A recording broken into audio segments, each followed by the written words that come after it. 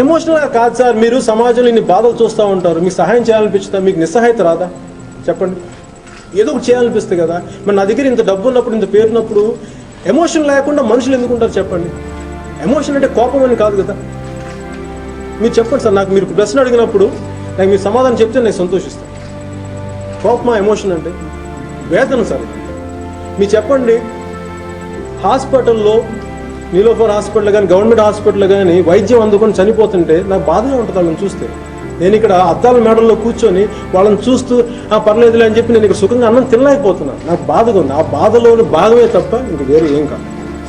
ఒకసారి నా గొంతు ఎలుగెత్తి అరుస్తూ ఉంటుంది, ఊగుతూ ఉంటుంది. దేనికి ఊగుతాను నేను? నాకేమైనా సరదా, నా పిచ్చా నాకేమన్నా? మీరు వెళ్ళి రోడ్డు మీద తిరిగితే, కష్టాలను చూస్తే, ఒక్కొక్కరి ఏడుపు వింటే గుండె చెరువు అయిపోద్ది. ఎవరు పట్టించుకోరండి మనుషుల్ని. ఈ బాధ, ఈ ఆవేదన ఒక్కోసారి నన్ను చూసినప్పుడు ఎందుకు ఎంత ఎక్కువ ఇతను ఊగిపోతాడో మాట్లాడతాడంటే, మనసున్నోడికి, బాధపడ్డోడికి, మనసున్నోడికి సమస్యను పట్టించుకున్నప్పుడు వాళ్ళకి ఉద్వేగమే ఉంటుంది వాళ్ళు. అందుకని నా ఆవేదన కోపం కాదు, ఇది పట్టించుకోరేంట్రా బాబు. ఇంకెంత డబ్బులు కావాలి మీకు?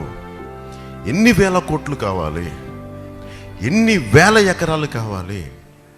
ఎన్ని తరాలకి సంపాదించిన డబ్బు సంపాదించుకుంటారు? మీరందరూ భూమిని మీరు సొంతం చేసుకోలేరు.